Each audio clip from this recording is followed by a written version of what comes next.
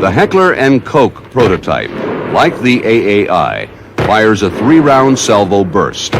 From there, the similarities end. H&K's bullpup design, so described because its working mechanism is housed in the stock, fires caseless ammunition. By eliminating the extraction cycle, it can fire a salvo burst at a rate of 2,100 rounds per minute.